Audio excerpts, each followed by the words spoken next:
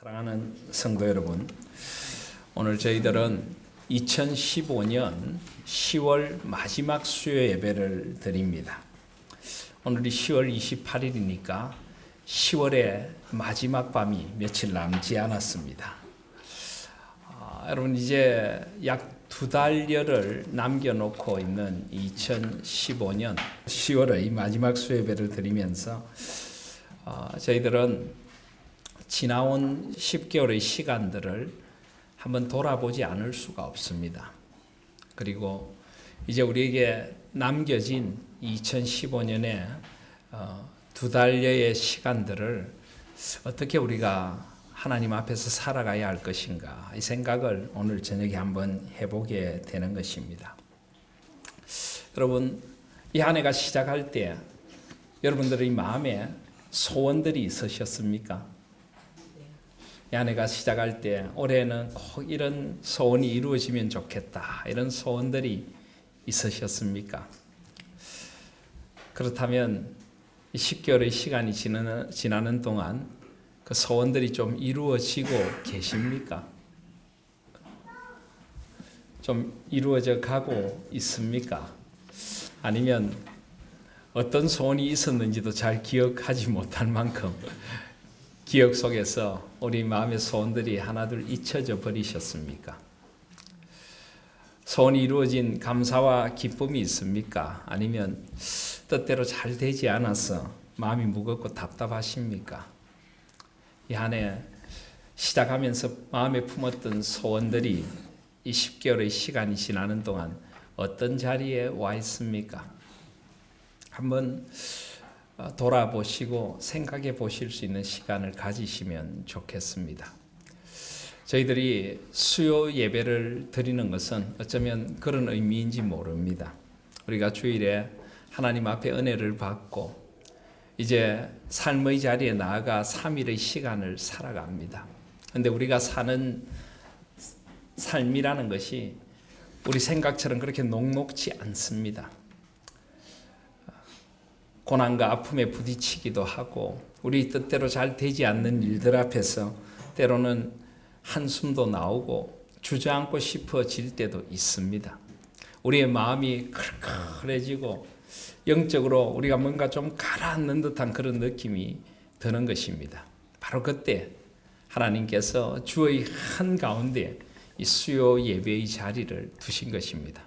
이 자리에 나와서 우리의 가라앉은 영혼들을 하나님을 향하여 들어 올리며 하나님을 마음껏 찬양하고 사랑하는 성도들이 함께 모여서 하나님께서 주시는 은혜를 다시 한번 바라보면서 다시 한번 힘을 얻는 자리가 이 수요 예배의 자리입니다.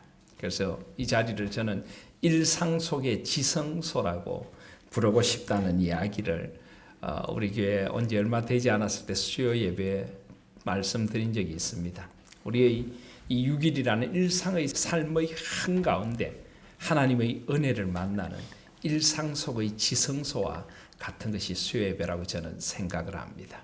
그리고 또한 이 수요 예배의 자리는 우리가 일상의 삶들을 잘 살아가고 있는가 한번 돌아보는 자리이고, 우리가 정말 하나님의 백성다운 발걸음을 우리 일상 속에서 옮기고 있는가를 다시 한번 생각해 보는 자리입니다. 어떻습니까? 여러분의 일상은 어떠합니까? 우리 지나온 시간들은 하나님 앞에서 어떤 시간이었습니까? 우리의 소원이 얼마나 하나님 앞에서 이루어져 가고 있는가를 한번 생각해 보실 수 있기를 바랍니다.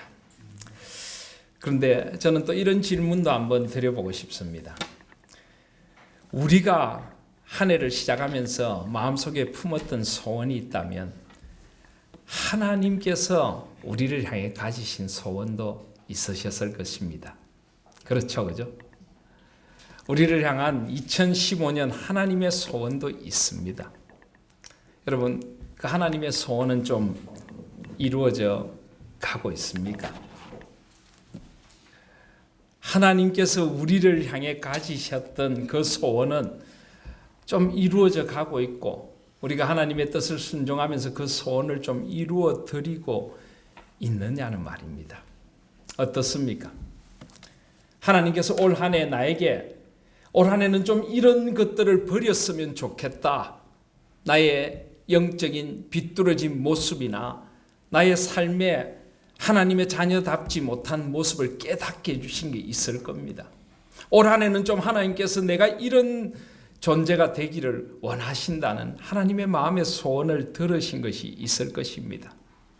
올 한 해 좀 변화되고 있습니까? 좀 바뀌고 있습니까? 좀 아버지께서 원하시는 모습으로 조금씩이라도 여러분은 영적으로 자라셨습니까? 성숙되고 변화되셨습니까? 여러분은 더 거룩해지셨습니까? 여러분의 기도의 무릎은 더 깊어져 가고 계십니까? 여러분의 삶의 자리에서 하나님의 자녀다운 모습들은 조금씩 더 아름다워져 가고 계시느냐는 말입니다. 좀 더 구체적으로 물어볼까요? 우리 남편들은 아내를 그리스도가 교회를 사랑하듯이 사랑하고 있습니까? 올해가 시작할 때보다 지금 나는 좀 남편으로서 더 성숙되어져서 아내를 더 사랑하고 가정의 제사장답게 좀 더 내가 하나님 세워주신 남편의 자리, 아버지의 자리를 좀 더 잘 지키고 있는 것 같아. 좀 더 성숙되어진 모습인 것 같아. 이런 생각이 드십니까?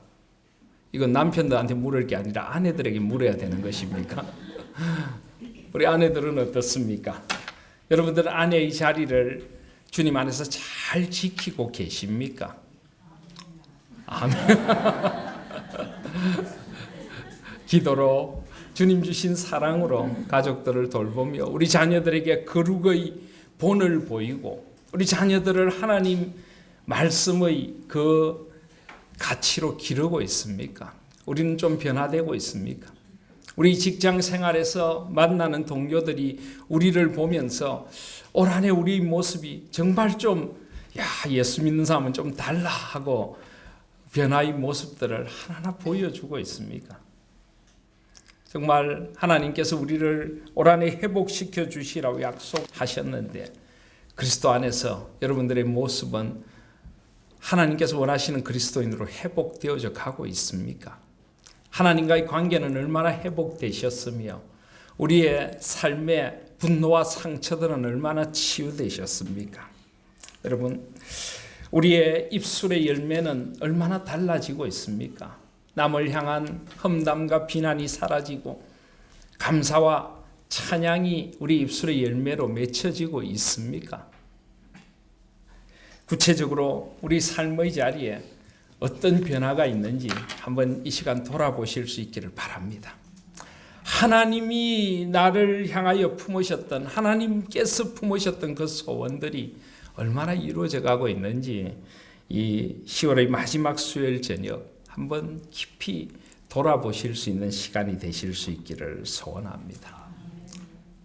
아직도 우리에게는 2달이 남아 있습니다. 아직도 하나님께서 주신 한 해의 시간들이 남아 있습니다. 우리 지나온 시간들을 하나님 앞에서 반추해 보시고 우리 삶에 아직도 변화가 없고 하나님께서 원하시는 하나님의 소원들이 열매 맺고 있지 못하다면 남은 2달의 시간들을 하나님 앞에서 하나님의 마음의 소원을 이루어드리는 시간들이 되실 수 있기를 주님의 이름으로 소원합니다. 온전한 회복의 은혜를 누릴 수 있는 이 남은 한 해의 2달이 되시기를 간절히 소원합니다. 그런 의미에서 오늘 우리에게 주시는 말씀이 그런 의미로 우리에게 다가오게 됩니다. 저희들은 9월 말부터 하나님 마음에 합한 소원이라는 제목으로 수요예배 자리에서 말씀을 나누고 또 이것을 구역예배의 자리에서 나누고 있습니다. 바로 저희들이 나누는 이 말씀의 목적이 그것입니다. 하나님 마음에 합한 소원을 가진 사람들로 우리가 조금씩 변화되어 가자는 것입니다. 우리를 향한 하나님의 소원이 무엇인지를 좀 깨달아 가면서 그 하나님의 소원을 좀 풀어드리자는 것입니다. 하나님의 마음의 소원에 합한 사람으로 우리가 조금씩이라도 빚어져 가고 변화되어 가기 위하여 우리는 말씀을 묵상하고 있는 것입니다. 오늘 이 저녁 이제 종교개혁 기념일을 며칠 앞둔 이날 우리는 다윗 언약 그리고 그 다윗 언약에 연결된 다윗의 소원에 대한 말씀을 듣습니다. 자, 여러분 오늘 사무엘하 7장 18절로 29절 말씀 우리가 함께 읽으셨는데요. 이 말씀 속에서 다윗의 소원이 뭘까요? 여러분 이 말씀 속에서 다윗의 소원을 발견할 수 있습니까? 소원은 어디에 나타날까요?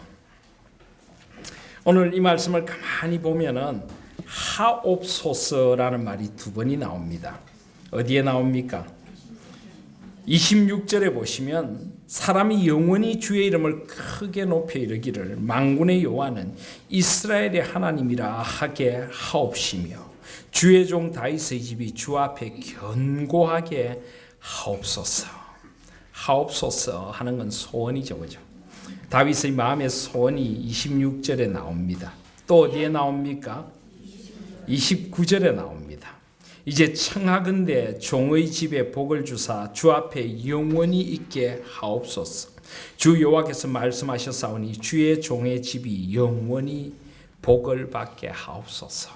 오늘 이 말씀 속에 나타난 다윗의 소원은 바로 26절과 29절에 직접적으로 나타납니다. 그런데 사실 이 하옵소서라고 하는 말씀은 26절과 29절에 각각 두 번씩 나오지만은 가만히 보면 이 사무엘하 7장 18절부터 29절 전체가 사실은 다윗의 소원이라고 할 수가 있습니다. 왜냐하면 7장 18절을 보시면 다윗 왕이 여호와 앞에 들어가 앉아서 이르되 여호와여 나는 누구이오며 내 집은 무엇이기에 나를 여기까지 이르게 하셨나이까. 앉아서 이르렀다 하고 합니다. 여호와 앞에 들어가 앉아서 이르렀다. 이것은 어떤 자세일까요?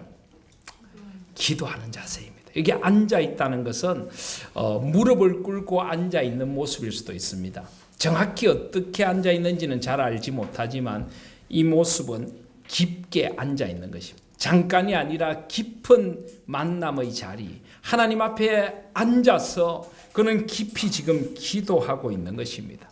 그렇기 때문에 이 사실 7장 18절부터 29절까지 전체가 다윗의 기도이고 하나님 앞에 구하는 다윗의 간절한 소원이라고 할 수가 있습니다. 자, 그런데 이 기도를 하게 된 계기가 무엇입니까?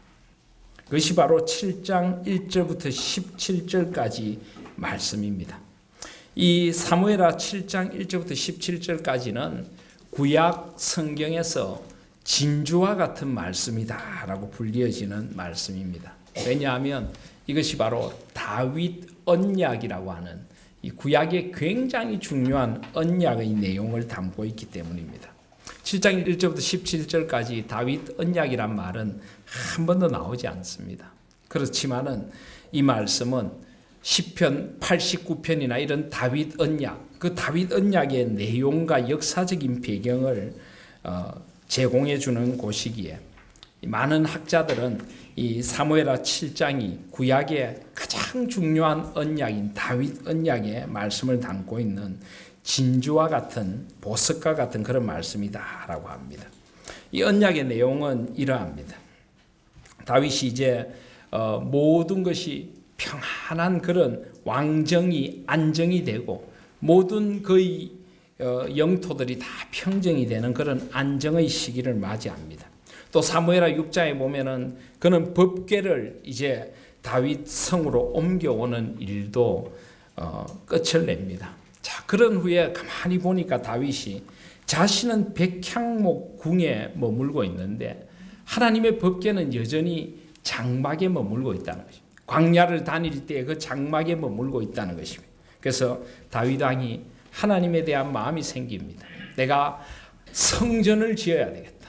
하나님을 위하여 예배할 성전을 짓고 그 성전에 이 법궤를 한가운데 좌정하시도록 해야 되겠다 하는 생각을 하게 됩니다. 그리고 선지자 나단에게 그 말을 합니다. 3절에 보니까 나단이 왕이시여 그 말이 참 좋습니다. 그 말을 행하소서라고 합니다. 나단이 선지자이지만은 그도 순간적으로는 그냥 그게 좋아 보였습니다.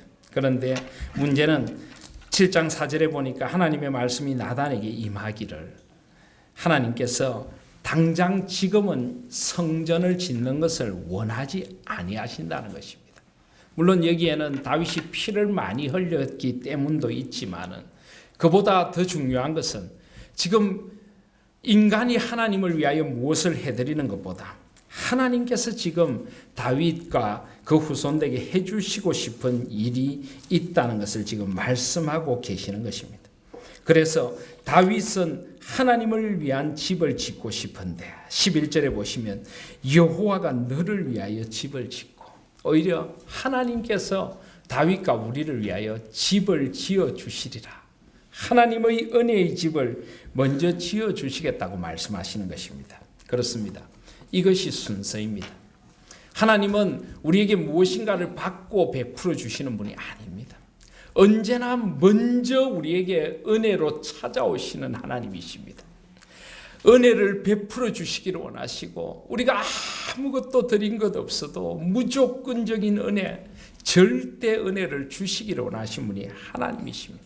여러분, 우리가 하나님의 은혜를 받는데 어떤 조건이 있습니까? 우리가 무엇을 드려서 받은 것이 있습니까? 우리는 아무것도 사실 드릴 것 없는 존재들입니다. 우리가 하나님께 드리면 무엇을 도대체 드릴 수 있겠습니까? 하나님께서는 오직 은혜로 우리를 위하여 집을 세우시고, 다윗 왕을 위하여, 그 왕가를 위하여 왕조를 세우시고, 하나님의 은혜로 다윗에게 은혜 베풀어 주시는 하나님이심을 보여주십니다. 그래서 이 다윗 언약의 주특징, 아니 성경의 모든 언약은 하나님 편에서 조건 없이 베풀어 주시는 것이고, 하나님의 그 가없는 사랑의 표시이고, 하나님께서 끝까지 함께 하시겠다는 약속이 언약입니다. 그래서 7장 8절에 보시면은 내가 너를 목장 곧 양을 따르는 데서 데려다가 내 백성 이스라엘의 주권자로 삼았다. 그렇습니다. 다윗은 목동이었을 뿐입니다. 아무 왕이 될 수 있는 뭔가가 없었는데 오직 하나님의 은혜로 그를 불러다가 이스라엘의 주권자로 삼았습니다. 사울의 그 시기를 피해서 도망 다니던 그 광야길에 함께 하셨고, 하나님의 정한 때가 되어서 다윗을 왕으로 세워주신 분, 오직 하나님의 은혜입니다. 그렇습니다. 하나님의 은혜인 것입니다. 또 9절에 보시면은 내가 땅에서 위대한, 옛날 우리 개역 한글 성경대로 하면 존귀한 자들의 이름같이 내 이름을 위대하게 존귀하게 만들어 주리라. 그렇습니다. 하나님은 우리같이 죄로 가득한 인간, 내가 가진 부끄러운 이름을 하나님의 자녀의 이름으로 새롭게 해주시리라고 약속하십니다. 나의 죄를 씻어주시고 나를 구원하셔서 나에게 하나님의 자녀라는 새로운 이름, 새로운 신분을 주시리라고 말씀하시는 것입니다. 사랑하신 여러분, 이 다윗 언약에 임한 은혜는 우리에게 임한 은혜이기도 합니다. 아무 정말 볼품이라고 없는 우리들을 불러서 하나님의 자녀 삼아주시고, 더럽기 이를 데 없는 우리를 하나님의 자녀의 존귀한 이름을 주신 분이 하나님이십니다. 그리고 10절에 보면은 내가 한 곳을 정하여, 11절에 너를 모든 원수에게서 벗어나 편히 쉬게 편하게 하리라. 그렇습니다. 하나님 우리에게 진정한 평안, 샬롬을 주시는 분이십니다. 다윗에게 그 평안을 주십니다. 모든 전쟁을 벗어나서 평안을 주시고, 너를 위하여 집을 짓고, 집을 짓는다는 것은 왕조를 세우고 한 가문을 세우고 너의 집안을 축복하리라는 말씀입니다. 그리고 12절에 내 수완이 차서 내 조상들과 함께 누울 때야 편히 주님 앞에 돌아가는 그날까지 한 생을 지켜주시라는 것입니다. 그리고 내가 내 씨를 내 뒤에 세워, 내 몸에서 내 씨를 내 뒤에 세워 그의 나라를 견고하게 하리라. 영원한 나라를 세워줄 것이라고 약속하십니다. 여러분, 다윗의 입장에서 하나님 앞에 이 말씀을 듣고 있는 그 마음이 얼마나 좋을까요? 왕으로서 지금 나라를 다스려야 합니다. 노심초사 어떻게 이 나라를 다스려야 하나? 여러분, 그 다윗의 마음이 어떠하겠습니까? 저는 나라도 아닌 우리 교회를 맡아 섬기면서도 목사로서 늘 고민이 그것입니다. 우리 교회를 어떻게 하나님의 뜻 앞에 세워가야 되나? 제 힘으로 할 수 없으니까 하나님 어떻게 해야만 합니까? 때로는 잠을 못 이루고 고민하고 힘들어합니다. 이럴 때 하나님께서 내가 세워줄게. 내가 세워줄게. 내가 너를 지켜주고 내가 너를 세웠으니 내가 너를 도와줄게. 하나님이 지금 그렇게 말씀하십니다. 얼마나 기분이 좋을까요? 내가 너의 나라를 지켜줄게. 그 강대국들 사이에서 내가 은혜로 너를 지켜줄게. 너가 수완이 다 차서 하나님 품에 돌아올 그날까지 내가 너를 지켜줄게. 걱정하지 마라. 그렇게 이야기하시는 것입니다. 너가 나를 위하여 집을 짓겠냐? 내가 너의 집을 가문을 세워주겠다라고 하십니다. 그리고 너의 나라를 견고하게 하리라. 너의 나라를 견고하게 하리라. 흔들리지 않는 나라를 세워주리라고 말씀하시는 것입니다. 그리고 그의 나라 왕위를 영원히 견고하게 하리라. 영원히 견고하게 하리라. 16절에 보시면 내 집과 내 나라가 내 앞에서 영원히 보존되고 내 왕위가 영원히 견고하리라. 영원한 언약을 세워주십니다. 변하지 않는 영원한, 우린 다 유한한 존재들입니다. 떠나갈 존재들입니다. 그런데 하나님께서 내가 너를 영원히 지켜줄게. 너의 자녀들을 영원히 지켜줄게. 너와 맺은 영원한 언약을 지켜줄게. 그렇게 말씀하시는 겁니다. 다윗이 얼마나 기쁘고 얼마나 감사할까요? 물론 다윗 왕가는 영원하지 못했습니다. 결국은 그들은 죄로 말미암아 심판의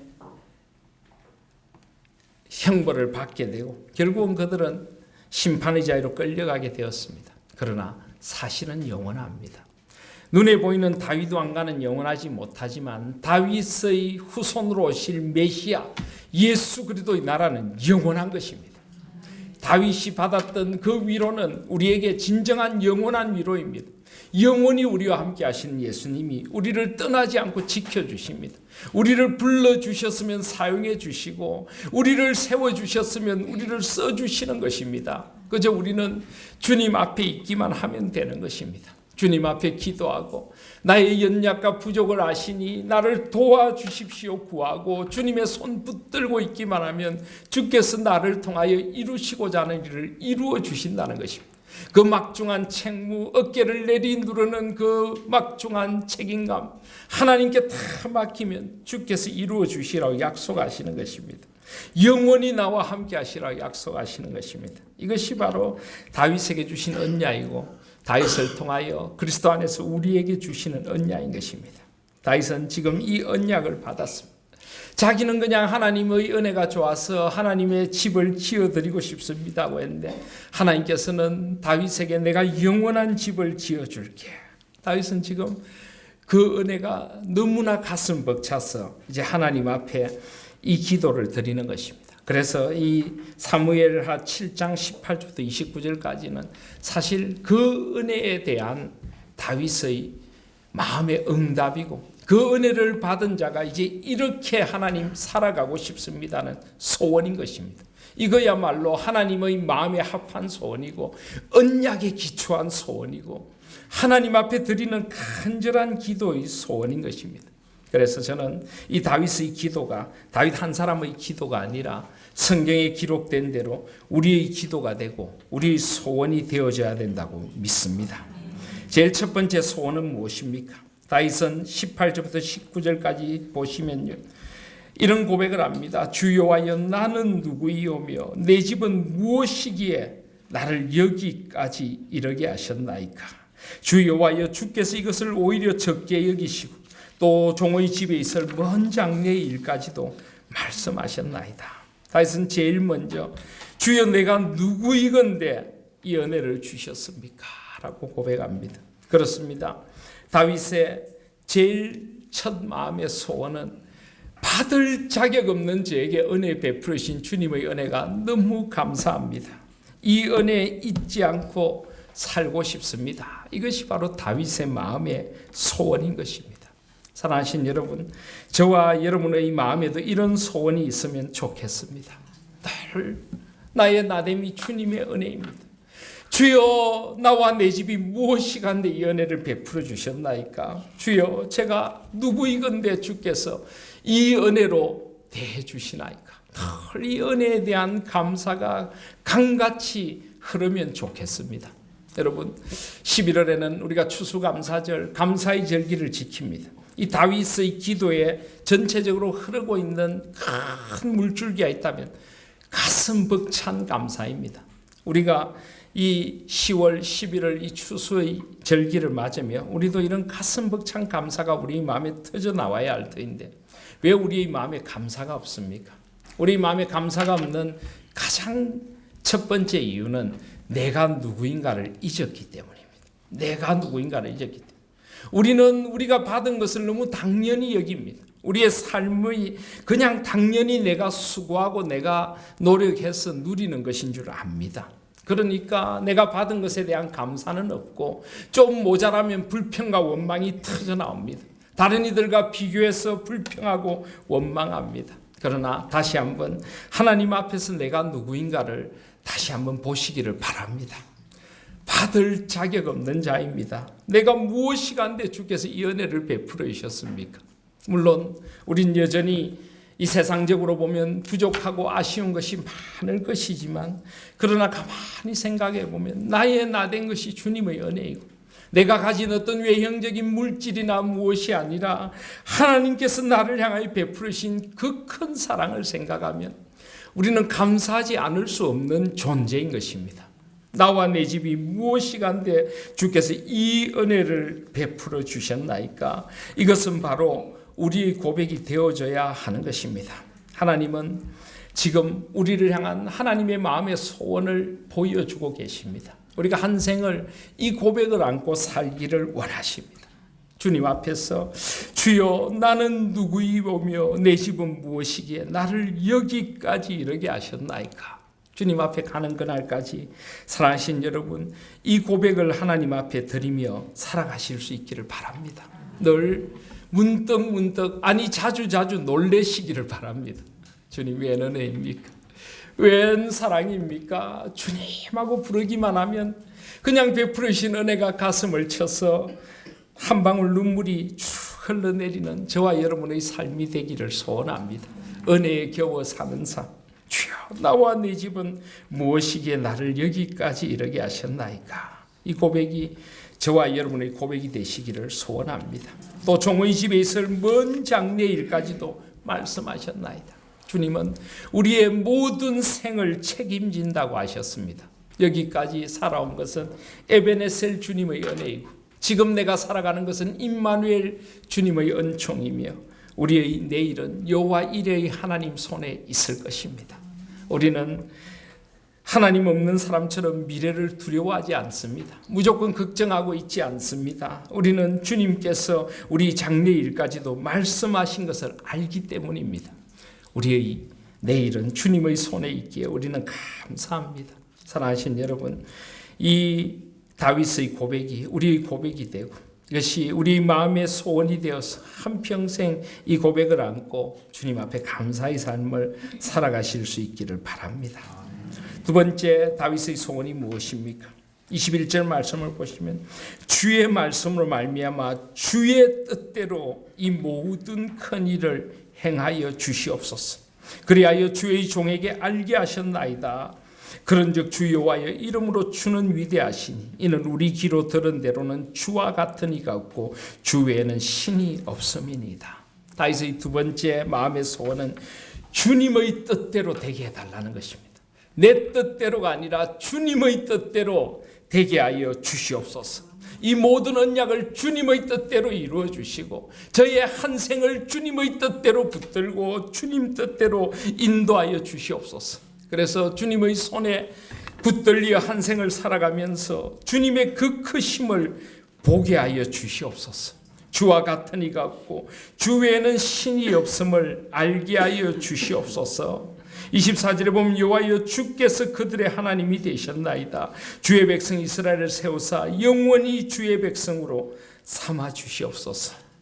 이 고백을 드리고 있는 것입니다. 그렇습니다. 이 다윗의 간절한 기도의 소원이 우리의 소원이 될 수 있기를 소원합니다. 주님의 뜻대로 인도하여 주시옵소서. 내 뜻대로가 아니라 주님의 뜻대로 되는 것이 가장 아름다운 것입니다. 주님의 뜻대로 빚어져 가는 것이 가장 복된 삶인 줄 믿습니다. 우리는 이 주님의 뜻을 구합니다. 나의 생을 향한 주님의 뜻을 구하며, 때로는 내가 그 주님의 뜻을 잘 알지 못할 때 주님의 뜻대로 우리를 인도하여 주시옵소서. 주님의 그 큰 일을 행하시는 것을 보고 따라가며 주님을 찬양하게 하여 주시옵소서. 이 고백을 하게 하여 주시옵소서. 주여, 주와 같은 이가 없고 주 외에는 신이 없음이니이다. 아멘. 우리는 모든 것이 합력하여 선을 이루시는 주님의 뜻을 믿습니다. 우리 인생을 붙들고 계신 주님의 절대 주권을 믿는 것입니다. 그래서 주님의 뜻과 목적대로 인도하여 주시옵소서. 그렇게 기도드리고, 그것이 우리 마음의 가장 큰 소원이 되는 것입니다. 사랑하신 여러분, 우리 인생에 언제나 먼저 주님의 뜻을 구하실 수 있는 저와 여러분들이 되시기를 바랍니다. 우리 삶의 고난과 아픔의 자리 속에서도 주님의 뜻을 발견하실 수 있는 저와 여러분들이 되시기를 바랍니다. 고난을 향한 주님의 뜻, 아픔을 향하여 찾아오시는 주님의 뜻을 깨닫고 주님의 뜻 안에 살아간다면 우리 한 생이 주님의 위대하심을 보고 정말 주님으로 말미암아 행복한 한 생이 될 줄 믿습니다. 우리를 뜻대로 인도하시는 주님 앞에서 주님의 뜻으로 말미암는 감사를 회복하게 하여 주시옵소서. 이것이 우리의 소원이 되실 수 있기를 간절히 소원합니다. 마지막으로 다윗은 25절 이하에 보시면 그의 집을 세워주시고 그의 자녀들을 주님의 뜻대로 인도하여 달라고 간절히 고백합니다. 25절에 보시면 여호와 하나님이여 이제 주의 종과 종의 집에 대하여 말씀하신 것을 영원히 세우셨사오며 말씀하신 대로 행하사 사람이 영원히 주의 이름을 크게 높여 이르기를 만군의 여호와는 이스라엘의 하나님이라 하게 하옵시며 주의 종 다윗의 집이 주 앞에 견고하게 하옵소서. 주의 종의 집이, 우리의 자손들이, 우리 후손들이 주 앞에 견고하게 하여 주시옵소서. 물론 우리는 우리 자녀들이 세상에서 잘 되기를 원합니다. 부모라면 누구나 우리 자녀들이 세상에서 반듯하게 자라고 다른 사람들 앞에 인정받는 삶을 살기를 원합니다. 그러나 가장 중요한 것은 하나님 앞에 인정받는 삶인 것입니다. 하나님 앞에서 견고하게 우리의 집이 세워지는 것입니다. 다윗은 지금 이 간절한 소원을 주님 앞에 드리는 것입니다. 27절에 보시면 내가 너를 위하여 집을 세우리라 하셨으므로 주의 종이 이 기도로 주께 간구할 마음이 생겼나이다. 주 여호와여 오직 주는 하나님이시며 주의 말씀이 참되시니이다. 주께서 이 좋은 것을 주의 종에게 말씀하셨사오니 이제 청하건대 종의 집에 복을 주사 주 앞에 영원히 있게 하옵소서. 종의 집이 주님의 복 앞에서 우리의 자녀들이 우리의 집이 주님의 뜻대로 견고히 서게 하여 주시옵소서. 다윗은 지금 간절한 마음으로 이 기도를 드리는 것입니다. 여러분, 마음의 소원은 그냥 입술로만 드리는 것이 아니죠. 우리 삶으로 살아가는 것입니다. 나와 내 집이 무엇이간데 여기 이르게 하셨나이까 하는 고백이 진정으로 있으면 우리 마음에 감사가 터져 나옵니다. 주님의 뜻을 구하는 간절한 기도가 있으면 주님의 뜻 앞에 순종하게 되는 것입니다. 나의 집을 주님의 뜻대로 세워주시고 견고케 하여 주시옵소서라고 기도한다면 우리 가정에서 하나님 사랑을 최우선순위로 삼고 우리 아이들에게 하나님을 알게 하는 것을 가장 우선순위로 삼고 살아가게 되는 것입니다. 나의 자녀들이 누릴 가장 큰 복은 하나님을 알고 하나님 앞에서 그 집이 견고히 세워져 가는 것이기에 우리는 이 하나님의 좋으심을 우리 자녀들에게 전하고 알리고 하나님을 함께 사랑하는 자녀들로 우리 가정을 세워가게 되는 것입니다. 지금 다윗은 그 간절한 소원을 하나님 앞에 드리고 있는 것입니다. 사랑하신 여러분, 오늘 이 다윗의 기도가 저와 여러분의 기도가 될 수 있기를 소원합니다. 다윗의 마음의 소원이 저와 여러분의 마음의 소원이 되기를 간절히 소원합니다. 주여, 나와 내 집이 무엇이기에 여기에 이르게 하셨나이까? 이 기도 속에서 나의 나됨이 은총임을 기억하며 감사하는 한 생을 살아가십시다. 주여 주님의 뜻대로 인도하여 주시옵소서. 주님의 뜻 앞에 무릎 꿇고 주님의 뜻대로 인도해 가시는 그 은총의 하나님을 바라보면서 그 하나님의 크심을 주의 뜻을 따라가며 바라보며 찬양하며 한 생을 살아가십시다. 나의 집을 주님의 뜻대로 견고하게 하여 주시오. 나의 가정을 주님께서 세워주시옵소서. 이 고백을 하며 우리 가정에 하나님의 뜻을, 하나님의 사랑을 우리 자녀들에게 전하는 것을 가장 우선순위로 삼고 우리 가정에 풍성한 주님의 은총이, 언약의 은총이 임하도록 살아가십시다. 그래서 이 고백이 입술의 고백이 아니라 우리 마음의 소원이 되고 우리 삶으로 살아가는 소원이 되고 우리 자녀들의 소원이 되고 우리 교회의 소원이 되어서 정말 이 다윗 언약의 풍성한 은혜가 저와 여러분의 삶과 가정에 임할 수 있도록 살아가십시다. 하나님의 마음의 소원이 우리의 소원이 되고 다윗의 소원이 우리의 소원이 되고 이 기도가 우리의 기도가 되어서 이제 한 해의 남은 시간들 하나님 앞에 더 깊이 기도하고 더 깊이 하나님의 뜻을 구하고 더 많이 감사하고 더 우리의 가정을 하나님의 뜻대로 세워가면서 주신 은혜들 차곡차곡 쌓아서 이 한 해가 주님 앞에 아름답게 마무리되는 한 해가 되실 수 있기를 주님의 이름으로 소원합니다. 아멘.